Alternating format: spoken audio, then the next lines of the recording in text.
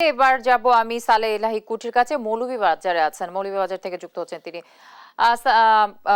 সালে, আপনার কাছে আমি একই প্রশ্নই রাখতে চাচ্ছি। আসলে মৌলভীবাজারের বন্যা পরিস্থিতির অবস্থা কেমন দেখছেন এবং নদ নদীর পানি বিপদসীমার কত সেন্টিমিটার উপর দিয়ে প্রবাহিত হয়েছে আর কতগুলো গ্রাম নতুন করে প্লাবিত হয়েছে, সব মিলে যদি জানাতেন আমাদেরকে।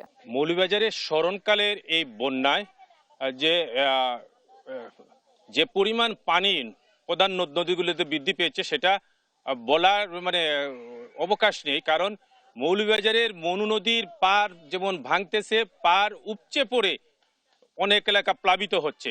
শুধু মনু নদী নয়, ধলাই নদীর অবস্থাও ইতিমধ্যে যেটুকু খবর পেয়েছি যে মৌলভীবাজারের মনু এবং ধলাই নদীর প্রায় 8টি স্থানে ভাঙ্গন দেখা দিয়েছে। এতে কমলগঞ্জের বিস্তীর্ণ এলাকা এবং রাজনগর কুলাউড়ার বিস্তীর্ণ এলাকা প্লাবিত হয়েছে।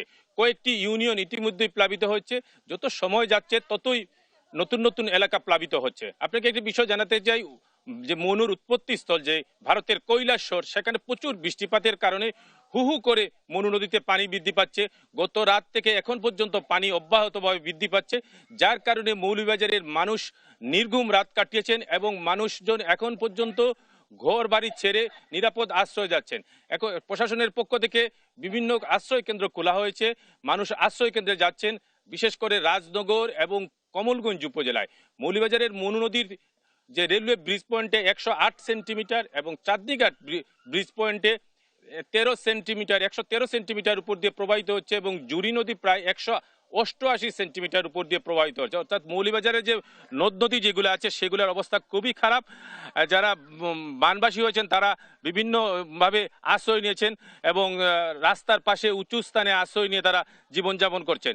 আপনাকে একটি বিষয় জানাতে চাই, এখন পর্যন্ত প্রশাসনের পক্ষ থেকে বা কোনো জনপ্রতিনিধি না থাকার কারণে এই অবস্থায় যারা বানবাসী হয়েছেন, যারা বন্যা কবলিত, তারা এখন পর্যন্ত কোনো ত্রাণ সামগ্রী পান নাই এবং অনেকটা অর্ধাহারে হারে তারা দিন যাপন করছেন।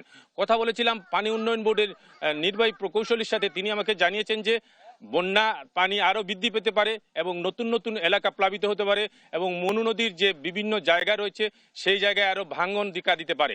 আপনাকে একটি বিষয় জানাতে চাই, মৌলভীবাজার শহরের যেটি আমরা সেন্ট্রাল রোড অর্থাৎ সাইফুর রহমান রোড যেটি, সেইটাকে বন্ধ করে দেওয়া হয়েছে। সেটা অত্যন্ত ঝুঁকিপূর্ণ হয়েছে।